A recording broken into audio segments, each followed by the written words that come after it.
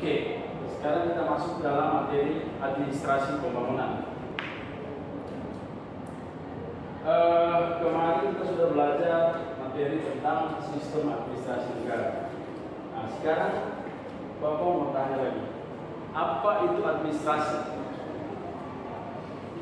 Apa itu administrasi? Silakan. Proses yang keseluruhan kegiatan organisasi yang akan mencapai tujuan antara dan tujuan akhir atau goals and objectives. Oke, proses yang dijalankan untuk mencapai sebuah tujuan ya. Oke. Di sini dikatakan administrasi pembangunan meliputi dua pengertian. Yang pertama ada administrasi, yang kedua tentang pembangunan. Nah, administrasi adalah keseluruhan proses pelaksanaan keputusan-keputusan yang telah diambil dan dilakukan oleh dua orang atau lebih untuk mencapai tujuan yang telah ditentukan. Ya. Kemudian menurut sekian, pembangunan didefinisikan sebagai suatu usaha atau rangkaian usaha, ya, pertumbuhan dan perubahan yang berencana yang dilakukan secara sadar oleh suatu bangsa, negara, dan pemerintah menuju modernitas dalam rangka pembinaan bangsa. Ya. Jadi di sini disampaikan oleh sekian, pembangunan merupakan suatu rangkaian pertumbuhan. Ya. Jadi ada proses yang dijalani dari tingkat bawah sampai yang pada tingkat atas ya. Dan juga ada perubahan. Perubahan apa yang dimaksud di sini yaitu perubahan yang dilakukan secara berencana, ya, secara sadar oleh bangsa. Bapak ambil contoh terkait perubahan dalam dunia pendidikan, ya. Yang awalnya kita masuk dalam konsep belum menggunakan proses merdeka belajar, sekarang kita sudah menggunakan proses merdeka belajar ya.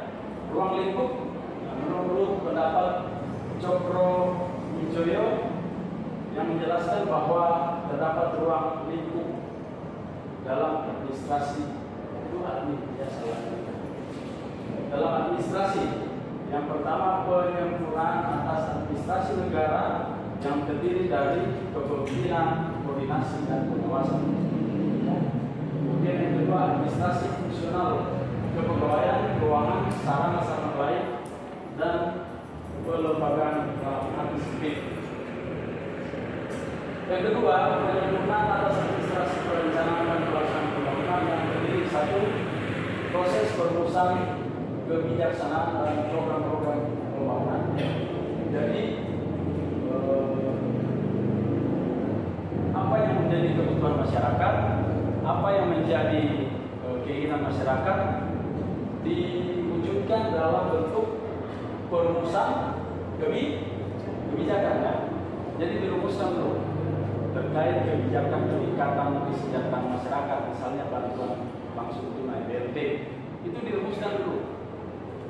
Berapa besaran yang harus didapat oleh masyarakat mana yang harus mendapat, kemudian periodenya kapan, itu sudah diatur oleh pemerintah dalam perumusan kebijakan.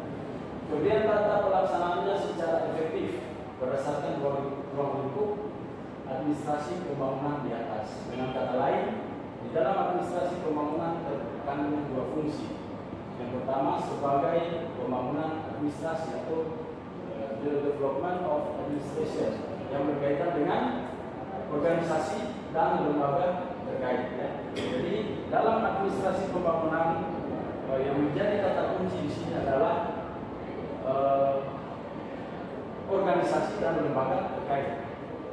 Pembangunan di Indonesia tidak dapat dilaksanakan tanpa campur tangan suatu lembaga atau suatu organisasi. Ya, kembali lagi ke contoh, misalnya pembangunan dalam dunia pendidikan. Siapa yang melaksanakan? Lembaga mana yang melaksanakan? Tentunya Kementerian Pendidikan dan Kebudayaan Riset dan Teknologi. Ya, tuh.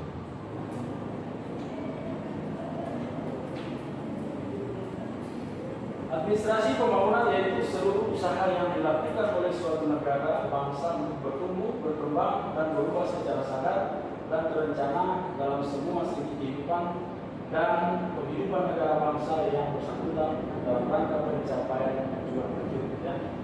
Dia menurut Mustafa Wijaya dalam Afifuddin menyatakan bahwa administrasi pembangunan merupakan ilmu dan seni tentang bagaimana membangun, ya, bagaimana pembangunan suatu sistem administrasi yang mampu menyelenggarakan berbagai fungsi pemerintahan dan pembangunan secara efektif dan efisien. Jadi belakang jangan bercerita, ini saya suruh pindah di depan, ya, fokus pada materi. Jika saya tanya bisa jawab, nanti kena waktunya. Ya, jadi menurut Mustafa Wijaya menyatakan bahwa administrasi pembangunan adalah ilmu dan seni, ya, tentang bagaimana pembangunan suatu sistem administrasi mampu menyelenggarakan berbagai fungsi pemerintahan dan pembangunan secara efektif dan efisien. Ya, sini kita melihat ada dikatakan bahwa menyelenggarakan berbagai fungsi pemerintahan. Fungsi pemerintahan itu apa saja? Jadi fungsi pemerintahan itu terkait pelaksanaan program-program kerja yang sudah ditetapkan, ya. Dalam suatu pemerintahan itu tata kelola organisasi pemerintahan sudah dibagi bidang-bidang atau bagian-bagian yang mengatur ruang lingkup kehidupan dalam masyarakat, ya. Contohnya dari segi pendidikan, kesehatan, kenegaraan atau politik itu sudah diatur, ya. Oke. Kemudian ide pokok pembangunan. Masuk cepat.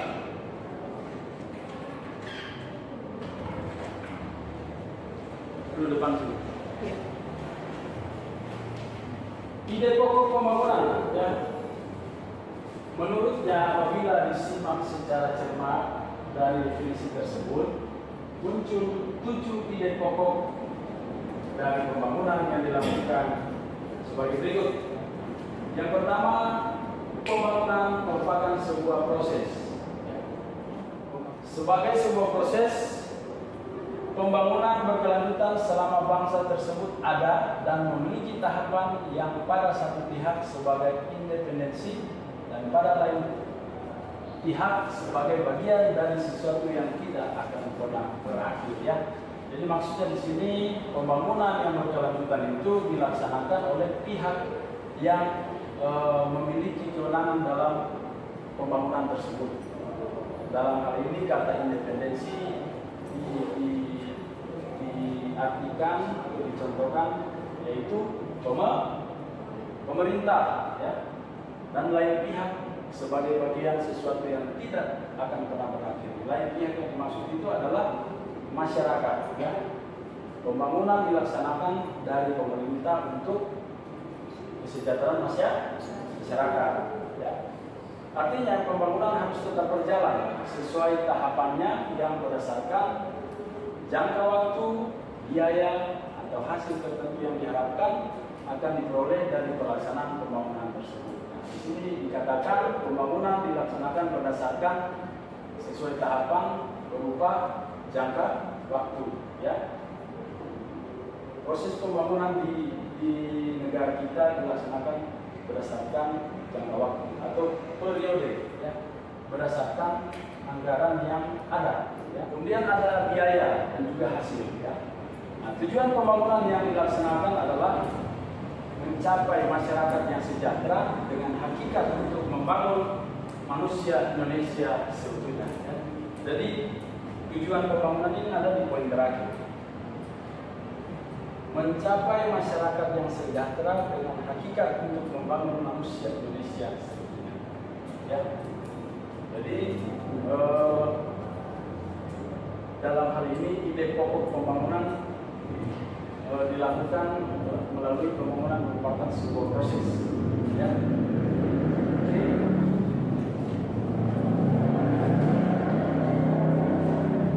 Yang kedua atau Selanjutnya pembangunan dilaksanakan secara sadar.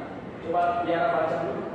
Pembangunan harus dilaksanakan secara sadar. Oleh karena itu, kegiatan yang dilakukan dalam masyarakat tanpa melalui proses atau tahapan tertentu dan dilakukan secara sporadis, insidental, tidak dapat dikatakan sebagai pembangunan, sekalipun mendapatkan dukungan penuh dari masyarakat setempat. Ya. Jadi pembangunan dilaksanakan secara sadar. Kegiatan yang dilakukan dalam masyarakat tanpa melalui proses atau tahapan tertentu yang dilakukan secara sporadis, insidental, tidak dapat dikatakan sebagai pembangunan, sekalipun mendapatkan dukungan penuh dari masyarakat setempat. Ya. Jadi maksudnya di sini pembangunan dilaksanakan secara sadar, pembangunan yang sudah direncanakan dan sudah diatur oleh pemerintah berdasarkan masalah-masalah yang terjadi di tingkat bawah, ya. Nah, itu yang ditampung, dimasukkan melalui proses perumusan kebijakan tadi dan diimplementasikan. Ya. Ini yang dimaksud dengan pembangunan dilaksanakan secara sadar. Ya. Nah, di sini akan kita lihat kegiatan yang dilakukan dalam masyarakat tanpa melalui proses atau tahapan tertentu dan dilakukan secara sporadis, insidental, tidak dapat dikatakan sebagai pembangunan. Ya. Sporadis ini maksudnya secara tiba-tiba, itu tidak bisa, harus berproses dari pengumpulan masalah, kemudian perumusan kebijakan dan produk kebijakan itu apa dan pelaksanaan kebijakan tersebut. Ya. Jadi tidak serta-merta aspirasi itu langsung diterima, ditampung dulu, dibicarakan bersama pihak-pihak terkait, kemudian dilaksanakan. Ya. Nah, selanjutnya pembangunan dilaksanakan secara terencana. Ya. Perencanaan dalam pembangunan dapat berupa perencanaan jangka pendek, jangka menengah, ataupun jangka panjang. Ya.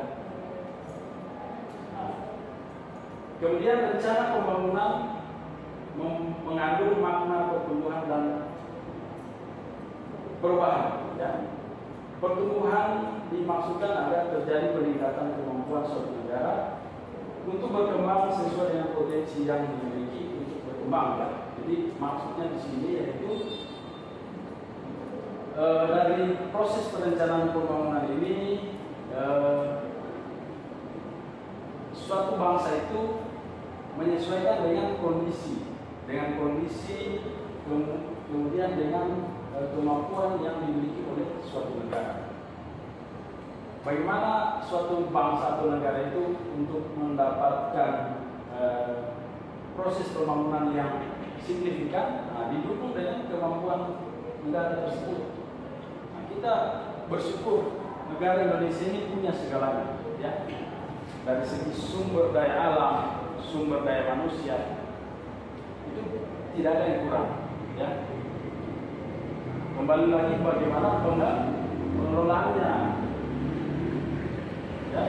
Jadi dalam perencanaan pembangunan ini ada proses untuk meningkatkan kualitas, ya. Siapa yang bisa berikan contoh proses meningkatkan kualitas yang terjadi di Indonesia yang dikeluarkan oleh pemerintah yang berkaitan dengan sebuah proses pembangunan? Coba, siapa yang bisa berikan contoh?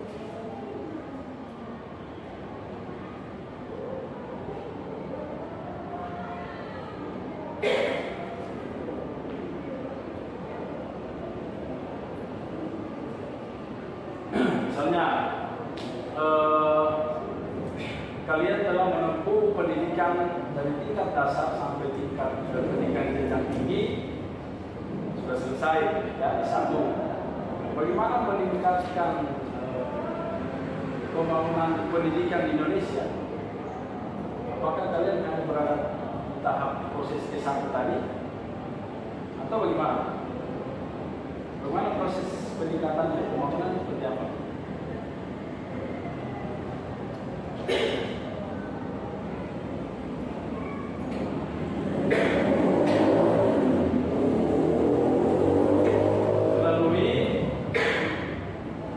melanjutkan pendidikan ke jenjang yang lebih tinggi lagi ya. Mungkin kalian bisa lanjut ke S2 dan juga S3 ya. Bagaimana pemerintah memfasilitasi proses ini? Diberikan apa? Apa yang diberikan pemerintah untuk kalian mendapat fasilitas pendidikan tadi? Apa yang diberikan? Ya, beasiswa ya. Jadi bagaimana kemampuan suatu negara itu untuk meningkatkan suatu pembangunan melalui pemberian beasiswa. Pemberian beasiswa sudah dilakukan secara terencana. Setiap tahun itu sudah ada anggarannya. Berapa jumlah orang yang akan diterima. Ya, jelas ya? Kemudian pembangunan mengarah pada modernitas. Apa yang dimaksud dengan modernitas? Ini siapa namanya? Siapa? Salvina. Salvina. Salvina. Nama lengkapnya apa? Salvina yang lain. Lain. Oh, ini saudaranya yang Salvina. Orang apa? Mati. Nuyu. Iya. Nuyu pernah kan? Tidak. Tidak. Coba Salvina, apa yang dimaksud dengan modernitas? Kata dasarnya itu modern.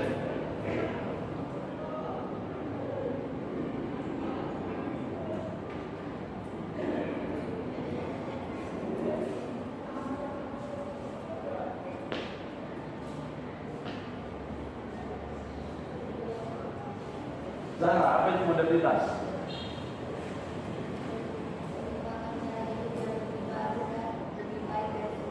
Jangan baca itu.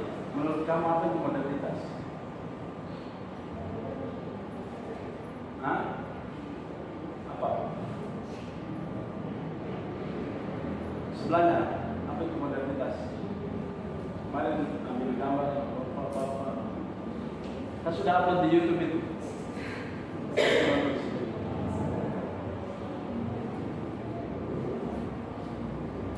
Modernitas merupakan suatu proses kehidupan yang lebih baru ya, dan lebih baik dari sebelumnya. Jadi modernitas itu ada proses yang terjadi dari misalnya kita belum tahu menjadi tahu ya. Nah, kemudian terkait ini modernitas dalam dunia pendidikan. Siapa yang bisa berikan contoh? Modernitas dalam dunia pendidikan. Contohnya apa? Seperti kita kemarin bawa Ya, proses pembelajaran secara online ya. Jadi sekarang itu dunia pendidikan semakin maju ya. Jadi tidak harus datang ke kelas dulu, di mana saja pun kalian bisa mendapatkan pendidikan ya. Bahkan di rumah atau kalian di mana. Tinggal bagaimana kalian menyempatkan diri dengan waktu yang ada untuk mendapatkan pendidikan ini. Oke, modernitas merupakan cara hidup yang lebih baru dan lebih baik dari sebelumnya. Dan modernitas yang terkandung dalam pembangunan tidak bersifat tunggal, tetapi meliputi berbagai aspek kehidupan masyarakat, berbangsa dan bernegara. Modernitas tersebut dapat diwujudkan dalam bidang politik, ekonomi, sosial, budaya, pertahanan dan keamanan. Ya. Jadi modernitas ya, pembangunan mengarah pada modernitas. Jadi pembangunan yang dimaksud oleh pemerintah ini diarahkan pada satu bentuk perubahan yang lebih baik ya. Nah, itu kata kuncinya adalah modernitas. Nah, diwujudkan dalam bidang apa? Ada politik, ekonomi, sosial budaya ataupun pertahanan keamanan. Nah, sekarang kalian coba diskusikan dengan teman sebangkunya. Modernitas tersebut dapat diwujudkan dalam bidang politik, ekonomi, sosial budaya ataupun pertahanan keamanan. Nanti siapa motif tidak di depan sini sama teman Sabrina. Kemudian bahas tentang modernitas di bidang politik. Kemudian Tiara dan temannya itu membahas modernitas di bidang ekonomi. Selanjutnya Zahra membahas modernitas di bidang sosial budaya. Silakan, saya berikan waktu 10 menit.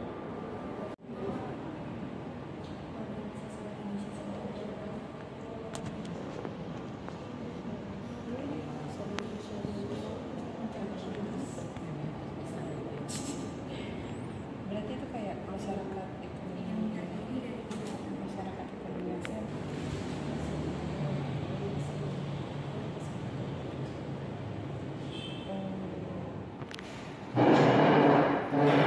Di sini saya akan menjelaskan tentang modernitas dan membahas tentang industrialisasi tentang di bidang ekonomi.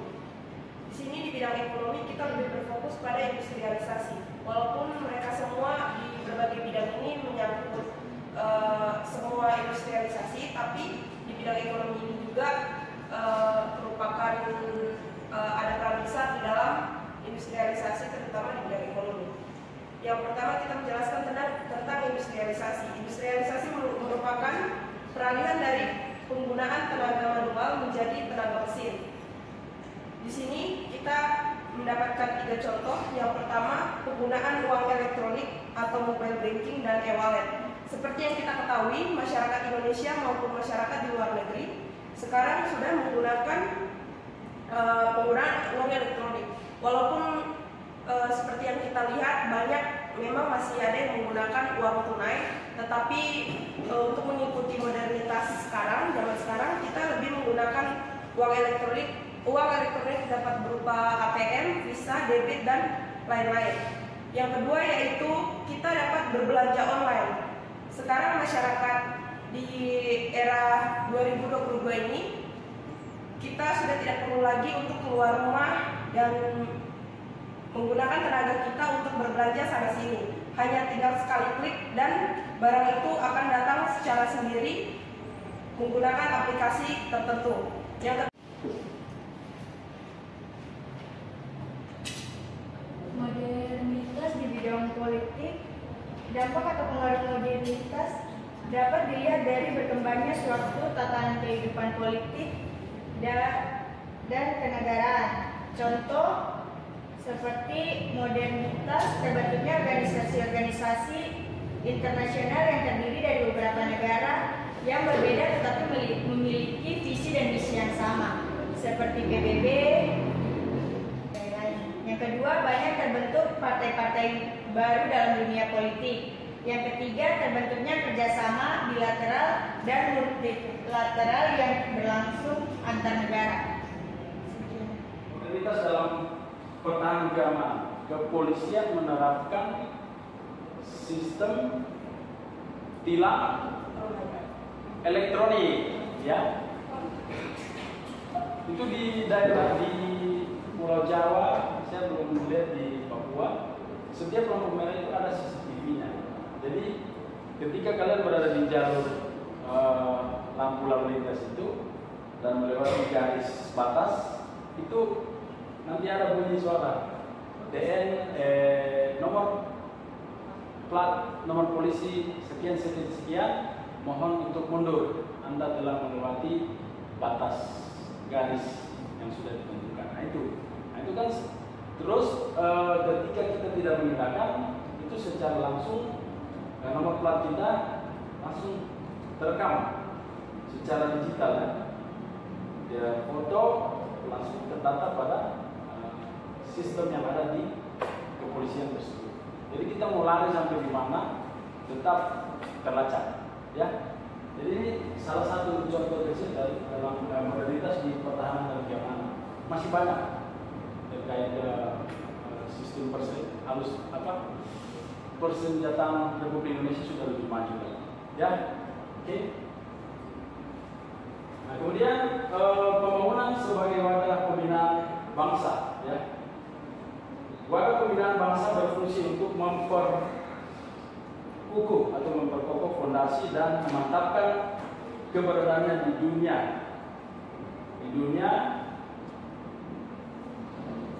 Pembangunan diharapkan dapat menghasilkan kesetaraan terhadap bangsa dan negara lain di dunia internasional.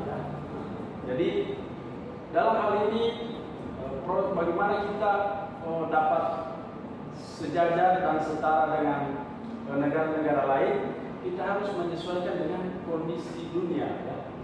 Contohnya BBM naik. BBM naik bukan karena berdasarkan Indonesia sendiri yang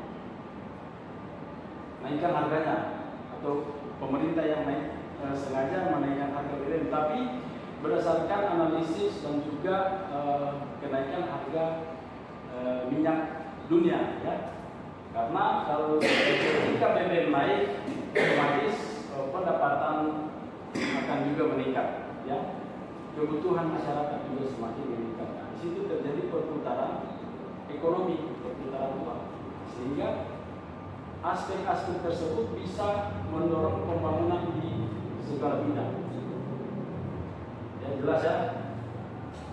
Kemudian warga ini juga diharapkan dapat menghasilkan status negara berkembang, negara miskin, negara terbelakang, negara dunia ketiga, dan sebagainya untuk membawa stigma negatif dalam pergaulan dunia.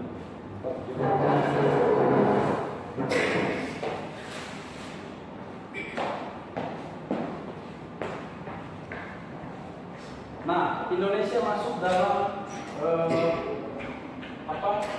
status negara Indonesia masuk dalam negara apa? Negara apa? Berkembangkah, miskinkah, atau terbelakang? Ya, kita masuk dalam negara berkembang, ya. Oke. Kemudian tujuan pembangunan.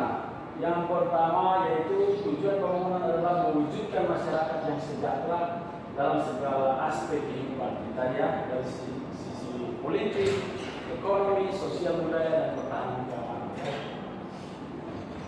Kemudian B, tujuan pembangunan tidak mengenal batas waktu pencapaiannya, ya. Artinya masih tetap berlaku sepanjang bangsa dan negara tetap ada di muka bumi sejalan dengan berkembangnya konsep kesejahteraan bagi masyarakat, ya.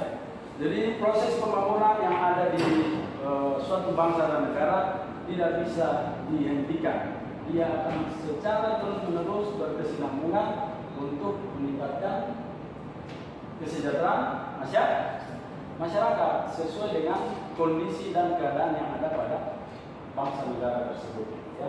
Oleh karena itu, pembangunan yang telah dilaksanakan oleh seluruh komponen masyarakat sesuai dengan potensi yang dimilikinya perlu diawasi pelaksanaan dan kesinambungannya, ya.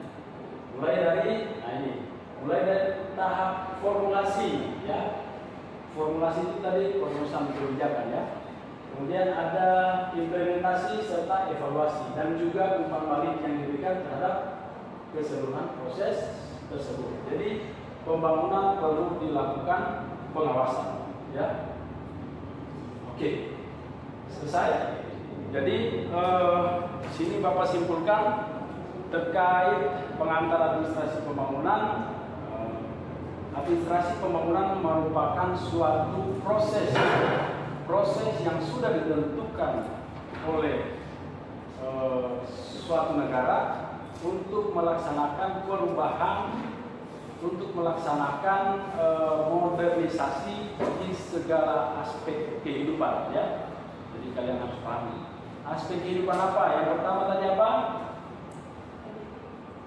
Politik, ekonomi, sosial, budaya, dan juga pertahanan keamanan, ya. Itu kalian harus paham. Baik,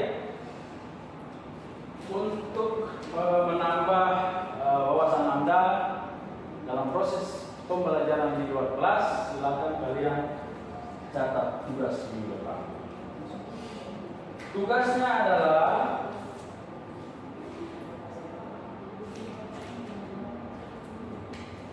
makalah pembangunan mengarah pada modernitas pada bidang kesehatan. Silakan dicatat. Tugasnya dibuat dalam bentuk makalah. Terserah kalian mau tulis tangan atau print, silakan. Jumlah halaman sebanyak 30 halaman. Ya. Silakan. Kemudian tugasnya dikumpul pada minggu depan sesaat sebelum perkuliahan dimulai. Ya. Silakan. Selamat berjuang, selamat bekerja di rumah masing-masing.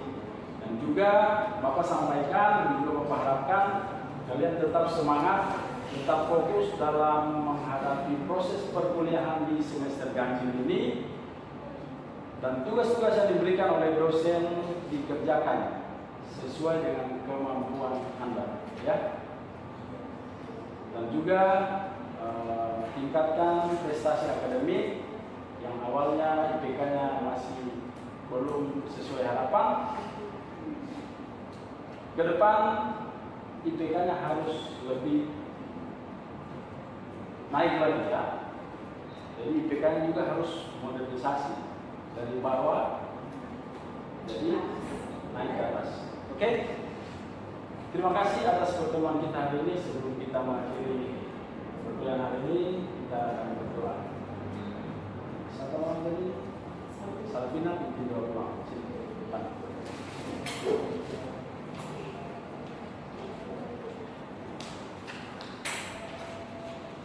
Sini ada.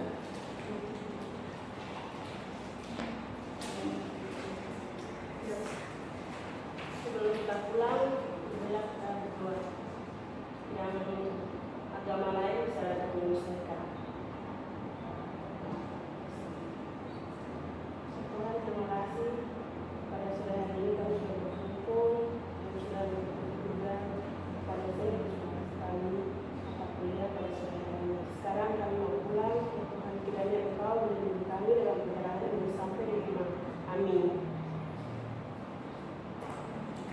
Baik, terima kasih Salvina.